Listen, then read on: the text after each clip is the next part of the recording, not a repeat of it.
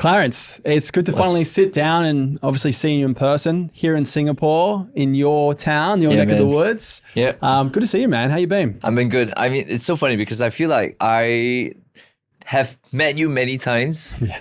But this is the first time in person. Yes. I remember that first call we had, right? And you just got on as the athletic director. Director. Then I was like, we were trying to just understand where we're going. And I remember I was very excited that time because we were moving in Singapore. It was just getting a lot of fitness, a lot of competitions coming into Singapore, a lot of different things coming in. And then, you were talking about competition. You were talking about you wanted things to be, athletic in nature, go back to the roots of what Fitstop was. So I was very excited during that call, man. Yeah. Competition has always been at the heart of Fitstop. And I think this is just essentially another iteration of what it means to us for progress. Like what I think competition really extracts that from ourselves. And we've understand that for a very long time. And when we spoke, a few years back now, and we were talking about, we want our product to be, nurturing people towards their potential. We use the training, the building into an end game or game day, as we call it. That's the outcome we're looking for. And people get to prove to themselves like, hey, my training's paid off. I'm more capable, and how that translates into other facets of their life. Now we actually have the opportunity to go back into it. Like we can play sports, we can call ourselves athletes again, right? And actually do something that is challenging ourselves daily. And that's very invigorating and very interesting. And it makes me, every year I tell myself, why am I doing this again? Like why did I sign up for the next HYROX? And why did I sign up for the next Global Games? But then I still do it because I'm like, you know what? I want to challenge myself. Maybe I've improved, I've trained so hard. Maybe I've improved, maybe I've gotten better. I will never know until I put myself to the medal, right? And so I think with all these competitions, not only Global Games, HYROX, it's very exciting for people because you're like, oh, I get to test myself, I get to push myself, and I get to go beyond the limits. And maybe, this time I've improved. Maybe this time I got better. And then I see, and if I did got better, I see the fruits of all my labor for the last 1 year, 2 years of training, and it feels good. It feels very exciting and invigorating. That would be what I'll say. It's once you get past that initial barrier of stepping into a gym, and particularly a group training environment, people may not have experience with free weights, barbells, etc., and it can potentially be intimidating for many people. And to your point, you were talking more from a background of used to be a sports person, used to train in a team environment. There's a lot of people who haven't done that, and yet there's still the yearning of competition. And I think for a lot of people, whether they have or haven't identified, or they have or haven't been able to articulate it, is I think there is something to say that if you are someone who hasn't been able to express your highest potential, or haven't challenged yourself, or everything you're considering of like, could I do that? I don't know if I could do that. That ambiguity of not knowing what you're made of, I think that's a little bit tormenting. And I think people find a sense of fulfillment of going, oh, that's my limit. Wow, like I feel like I've achieved something. Now I know how. Go back to the drawing board, look at my metrics, look at my training, look at everything surrounding that. I've got a purpose now. I'm forward leaning, and that drive in itself is really exciting. I know for myself, personally speaking, looking at a particular competition or a race in 12 to 18 months gives me that I've got now a really good structured runway. That process, I really enjoy the process, and doing the competition, doing the race, that's the cherry on top. And that seems to be the sentiment with our network, and of course now Singaporeans are feeling that of going, okay, cool, we've had our game day, our end of 12-week block session together. That gives us a taste of it, and we're very excited to now scale it to all the locations in Singapore, people coming from all over the place to throw down. And I think that proof of concept is what everyone's looking for them to even go bigger and better next year. I think an interesting insight would be like, it's so funny when I ask members like, oh, why do you want to do this, or why do you want to do it again? And the first thing they always say is, oh, I don't want to fail. I'm scared to not do well. That's why I don't want to join. That's why I'm scared. But once they finish it, and then they tell me, oh, actually, I really enjoyed it, and I want to do it again because it's actually quite fun, And that initial negativity, the initial mindset of like, oh, I'm doing it because I don't want to look like I'm left out. I don't want to do it because I'm failing something.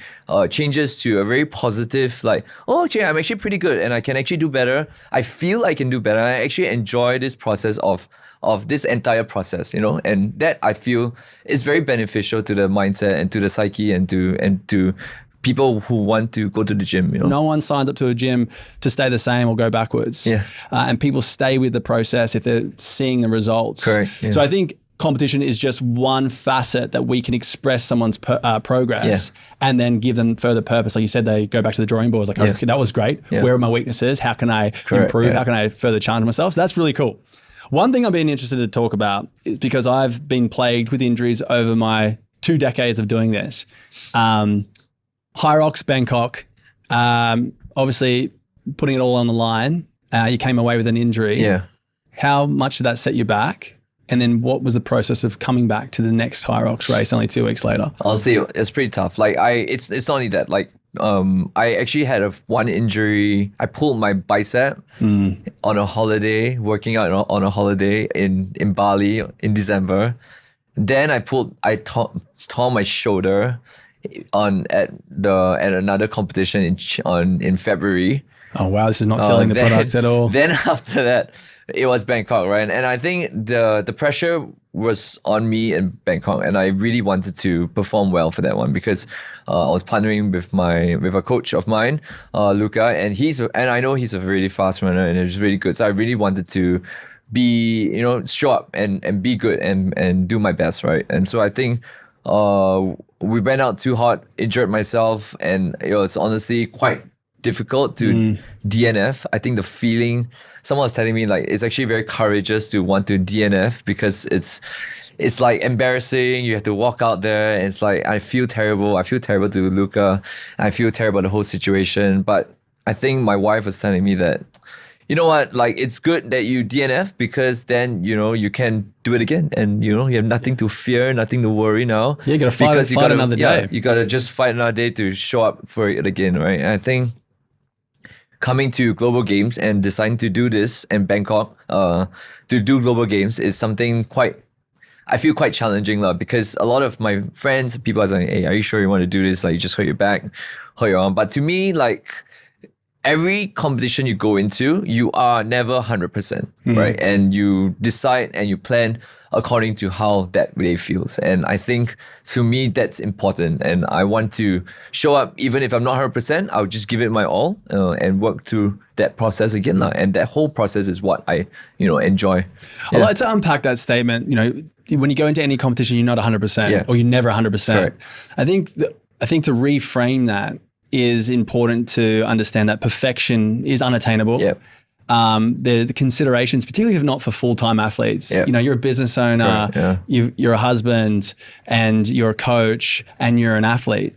So I think the consideration, which I think everyone can relate to, is that there's a lot of other plates to spin. Yep. And I've learned this recently as well, is that we have to respect the season that we're in and we can only commit 100% at all times. And so how do we divvy up that a portion of energy to what those priorities are? Yeah. And those seasons will dictate where that energy can go. And sometimes you'll arrive to a race or a competition where you've been able to pour that energy mostly into that competition and you feel ready. Yeah. And other times, you can't. Like you know that you're rocking up not at your best self. So I think what would be interesting, and I think a lot of people can relate to that, what are some of these mindful tactics? What are tactics that you bring into that scenario to ensure that your psychology doesn't get in the way of you performing at your best, or even how you speak to yourself going into it, and how you speak to yourself afterwards, no matter what the outcome is? Yeah, I think you're right. Like I'm terrible at this, honestly, because I am... Is this like a Singaporean thing or is this you personally? Yeah, just me, man. Like I'm super critical of myself. I always have self-doubt and I always tell myself, maybe I'm too old for this shit, man. Like, you're what, 36? Come on, I'm 36. You make me feel old. I feel like an old dog sometimes. Like, I've been doing it so many years. Like maybe this is the day, like I call it. But I refuse to accept that sometimes. I refuse to tell myself like, hey, I'm a little bit older, but I feel like with age, with everything, it comes a bit more experience. And last time, how I would deal with it, whenever injury, because when I used to box, and I would tell myself, just screw it, like just go, give it your best. If the pain comes in, just bite it and go. But I think with more experience, more thing, you realize that okay, with an injury, it doesn't mean everything breaks apart, right? You give some stuff and then you take some stuff. Like, yes. So for me right now, the shoulder, the back, I know that there are things I can't do, but there are things that I still can do really well, and I focus on those. And I put my mind and my mindset and my focus, my energy into the things that I can still do well. Yes. And then those things that I can't really do well now with my shoulder and everything, I would just, give it my all, manage the pain, take time out if I need to, rest more if I need to, do more recovery if I need to, and then, let it sit. And if it doesn't work out a day, it's fine. I will just move on. The things that I can do well, I will push hard for it and I'll do well, right? And that's the pride in it, Yeah. I think for many of us, there will become an eventuality where ego will butt up against what's actually happening, where you will be stopped in your tracks somewhere. And, whether that was the DNF in Bangkok or, other injuries you had along the way. And I think as you gain experience, you understand, okay, well, if I continue to bash my head against the wall, is only going to be a negative outcome. Yeah. And I can relate to it as well. Like I tore my distal hamstring quite some time ago, and it stopped me from running, which is something I really enjoy doing. But over the last 12 months, I decided, okay, like you said, where can I put the focus? What is controllable? Yeah. And that was my strength training and leaning into our Fitstop strength progression. I'm the strongest I've ever been, and I'm 36. Yeah. So there is aspect of age and physiology and things we must consider. But when you get older, you start training smarter. You start to be a bit more cautious and critical of what you're doing. How much dosage of this and that can you actually afford to fit? Because you're not a 20-year-old that maybe doesn't have as much responsibility and your physiology maybe a little bit more on your side, and all these other levers that you can pull when you're younger or have less responsibility that for a lot of us don't have now. Yeah. But if over time, like you mentioned, like when you first get into fitness, you may be motivated because you want to lose weight, change your body composition, want to get healthier potentially. Right. But over time, you start to feel, because of the programming, because of the culture and community, you start to feel that inclination of like, oh, how far can I push it? I want to push myself. I faced my demons and conquered them. What's next? And I think we provide that in a structured way. How do you get that conversation across to your members who may be resistant to testing or competition for them to have that buy-in? Yeah, I think at Fitstop it's quite interesting because we the way we structure the program is very quick, and you need to move a lot, and you need to be aware of the programming, aware of how things are moving along. Because of how structured it is, that gives the coaches the opportunity to kind of coach. Because if it's very free form, then you don't get the opportunity to kind of like, hey, okay, this needs to be done this way. So everybody looks to the coaches and for instruction and for how things would flow, right? And I think for us, when we wanted to bring Fitstop, we were very conscious of like the standards of coaching that we want. So all the coaches, they would have a high standard of what the movement is, what the intention is, and what we want out of the class, right? So we will run through that together as a group of how we want the standards to be done. And then that translates onto the ground, onto how we want to coach. So with the structure, when people look at us, we'll nip it into them. It's like, hey, you know what, honestly, you need to do it this way. And there is a reason and intention behind it, even if it's not as clear on the screen, right? There's a reason why we're doing a front squat today, or why we're doing a deadlift today, or why we're doing 30 seconds of work, 30 seconds off. It's a clear intention. So because of the structure of Fitstop, it allows us to kind of translate that onto the members quite easily. That was not something that you could easily do at other brands, at other gyms, where, it's a bit more free moving and the focus isn't so much on the structure of the program, it's just about moving, right? And then when it comes just about moving, you can technically move in any variety of ways, then the intention is lost. So for us, the structure at Fitstop and the way we intentionally program the things helps the coaches to guide the members into the right direction. Yeah. Of course. I mean, it's like trying to start a journey with no idea of what your destination is. And we have an annual training calendar where we know what the outcomes are for the next 12 months. Yeah. So we can speak to, hey, these are the intensities we're working at, these are the movements we're progressing, and this is why. Yeah. And then you pivot based upon the individual, what their capacity is, training history, and what their goals are. Yeah. And I think we're trying to provide as much content text as possible, so that can give you the agency to provide your member the autonomy to choose what works for them. Correct. So it's always really cool to hear that people are progressing. I think when people start to see that performance progression, they start to lean more into it because I can identify as someone who is strong, who is fast, who is fit. And that's all we're trying to do. We're trying to make more people more capable for what's important to them. Yeah, I mean, Fitstop is a relatively new brand in Singapore, right? And the concept is still quite new.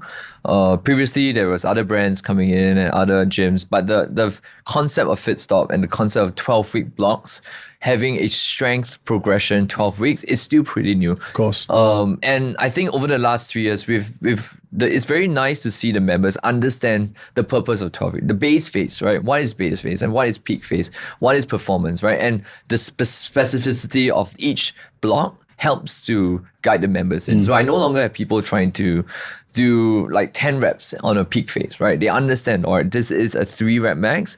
If I follow the program, I will get stronger and I'll get better, right? And they follow the program now. And I would say over the last 1 year, where it's very clear-cut and intentional within each block, it's very easy to coach and the members understand. And the strength gains from everybody is tremendous, man. Like I see girls who are lifting 20, 40 kgs at the start, doing 60, 70 and confidently doing it.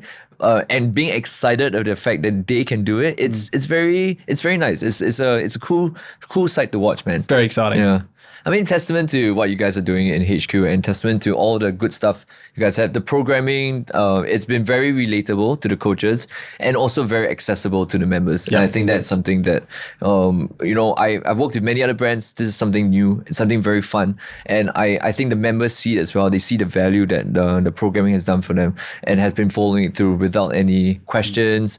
Just see, you know what, it works. Why do we want to change it? Just follow what Fitstop is doing for us. We'll get stronger. Yeah. I think a lot of people in or outside of Fitstop, if you're a coach or a gym owner, you can definitely identify that there's various archetypes or type of individuals that come to your gym.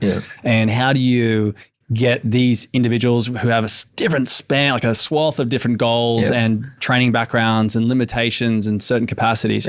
How do you get them to stay within the product? If it's something you wholeheartedly believe, hey, you're going to progress here. What are those conversations? Like, what's the difference between, hey, someone's a high performer, very metric focused, looking to excel within training per se, and someone who's just walking off the street going, you know what, like I just want to have a bit more energy for my kids, or I've noticed that over the last 10 to 20 years I've declined in A, B, and C. Is there a kinship with what you're saying? Yeah. I think there is. I think the way we approach it is to look at the lowest common denominator, right? Like say for example, if someone comes in, say I can only do 2 sessions, right? And I can only do and what should I do, right? Then we tell them, look, if your goal is to be fit, the first thing you should do is to build your strength, right? Come for the lift classes, see if that works for you.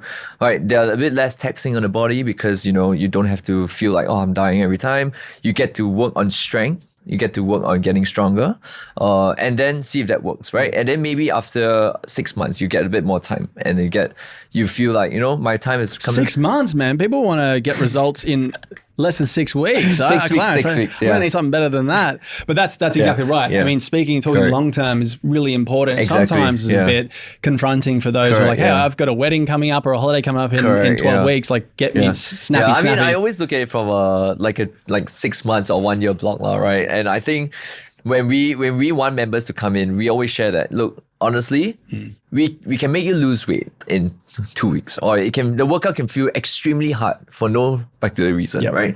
But if you stick to the program, you do a few blocks with us. Every block is 12 weeks, right? That is 3 months. So you do 2 blocks with us, you will see progress. And I will guarantee that you will get stronger. I'll guarantee that your body composition looks better. I guarantee that you feel better. But you need to find something that works. The lowest common denominator for you. It could be 1 session. It could be 2. It could be 10 sessions a week. I don't know, right? But find the lowest common denominator for what works for you and stick to it. And do a few blocks with us. See if that works. And, honestly, because I'm not because I'm from Fitstop, but like I truly believe if you stick to something consistently, regardless of what training is, you will get better, right? And I think that's what we want to share with the members or new members coming in, that look, it's not it's not about how well, how difficult the workout is. It's about how consistent and how much time you can put. If 2 days, that's fine. Just come for the 2 days, see how that works for you.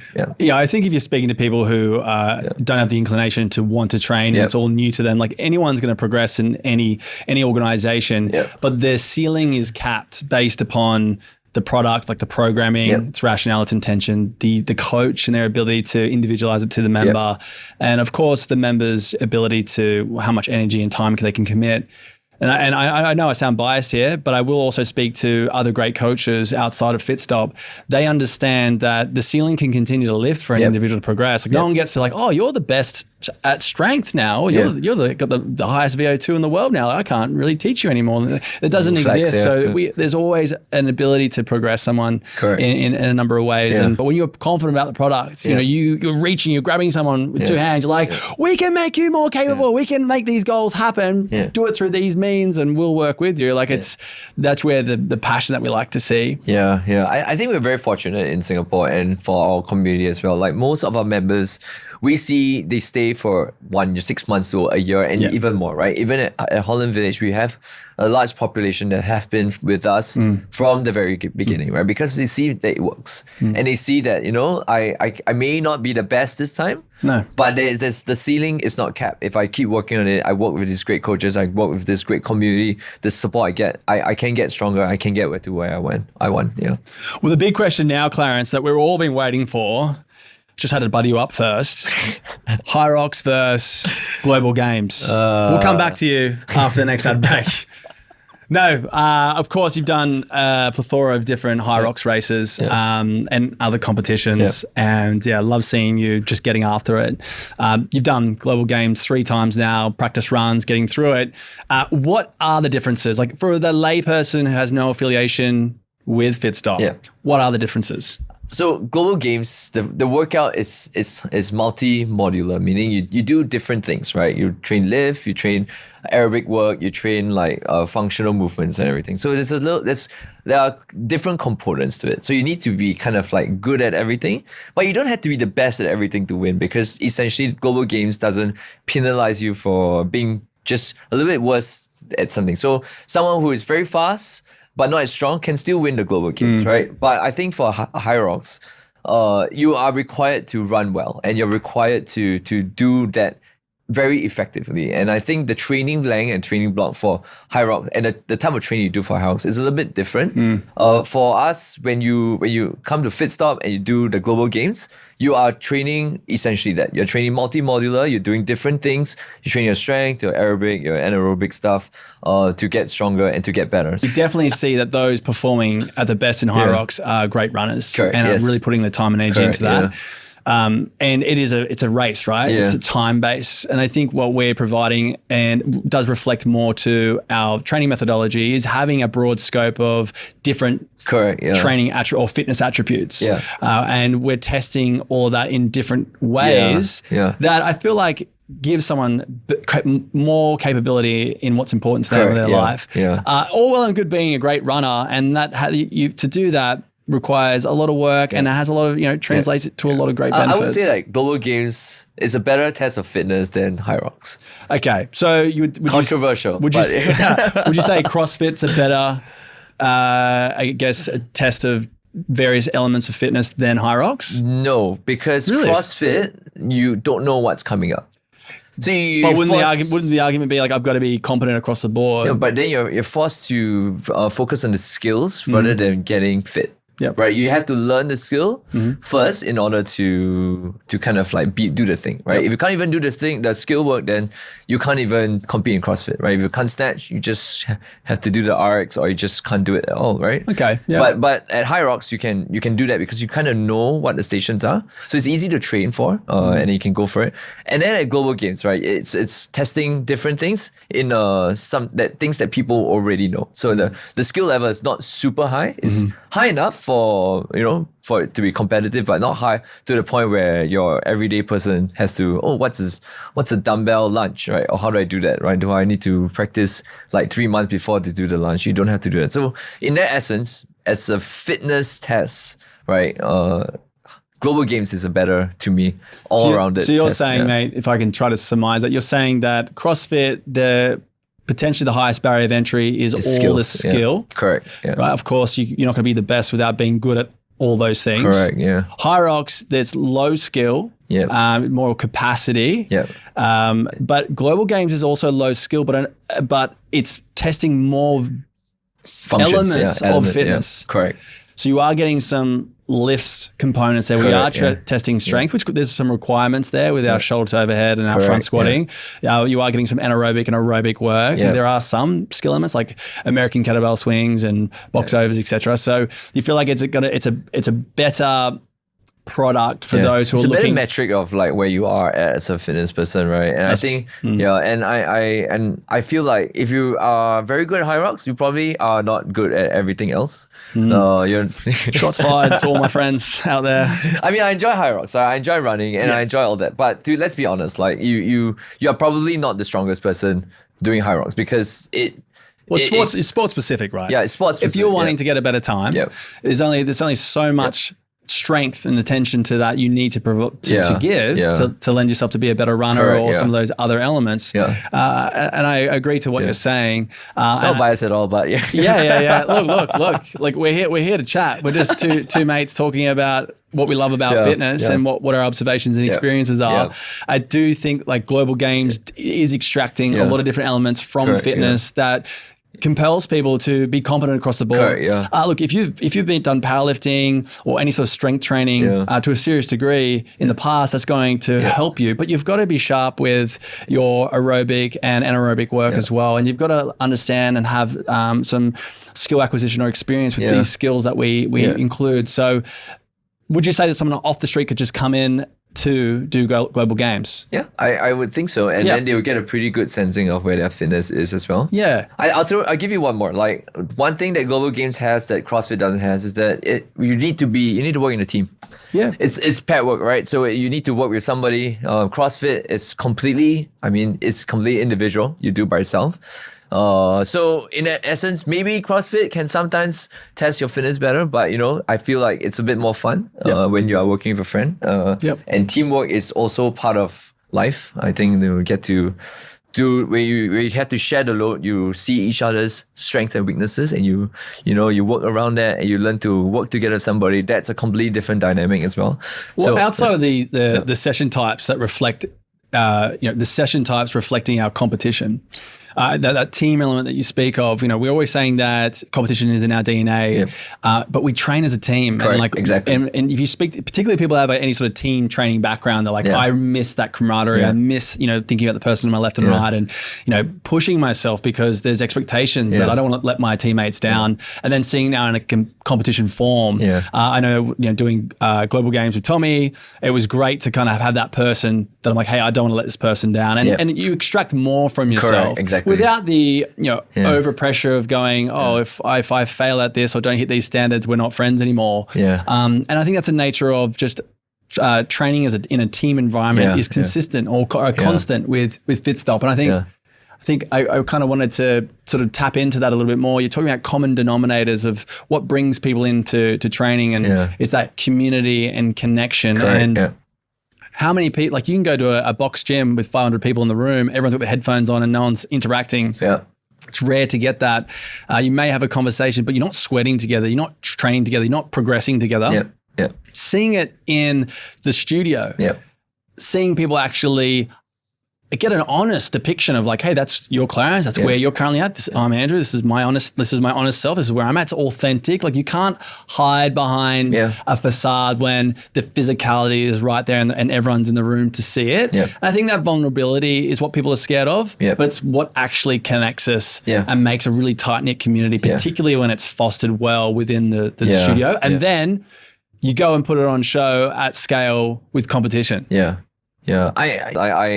lot of my friends have completely stopped drinking, stopped like going out so much, and the gym becomes the place where we come together to hang out and to spend time with each other and to share a moment together. I think that's something that I honestly, growing up playing a bit of sports and everything that I really miss in my life. And you know, I'm happy that in my 30s that I get to enjoy this again, because I don't think this is new. This is not something that the previous generation had. It's only our generation where we see fitness, we see health, and we see these kind of third spaces as something important and intrinsic to our lifestyle. Yeah, and now you've got that, and you've reinvigorated that inner athlete. Yeah, you're like, okay, I want to compete. I want to push myself. You know, you keep talking about yourself as if you got like white hair and a long white beard, but you're only 36. Okay, make the rest of us feel good in the room. But now in your 30s, you're training smarter. You're more conscious of your time. You understand your limitations, but you know there's solutions to that. Yeah. And that makes it exciting to think what's on the horizon. So what is on the horizon outside of global games for you? I mean, for me, I really want to see Fitstop grow as a brand, because I do think that when I share about Fitstop and when I share about the program with other coaches from other gyms, and they look at it, I'm like, oh, actually, the Fitstop program looks really good. Like they think like, oh, you know, it makes a lot of sense. It's well programmed, well done, and I feel like we're currently the underdogs in Singapore, where there's so many other different brands, right? There's so many other different things you can try in Singapore. So I do want to spread the word of Fitstop to more people, and to let more people know of the brand. Not because I'm from Fitstop, but I feel like a good product and a good system to train in is always valuable, right? And I do think that eventually we'll get there, but it will require us to share more, for more of us to talk about it, and to also to share our own individual experience as coaches and also as members as in the gym now. So for me, like really growing the brand in Singapore and growing the brand to a level where I feel it's deserving is very important, and that's why I see the direction of where we're going the next few years. Like I do want to see that a bit, like become a brand in Singapore, not just a 3 to 4 studio with 10 studios, 15 studios, 1,000 members here, and we all share the same DNA. We all share the same idea and concept of what training is, and that'll be super fun to see, man. It's always good to connect in person again, and I think to kind of summarize the conversation between us today is that we're passionate about helping people, we're passionate about progressing people, we're passionate about the product, and we're excited for global games. I'll see you on the floor and kick some butt, hey? Yeah, man. Better win something, man. Appreciate it, man. Catch you later, bro. Thank you.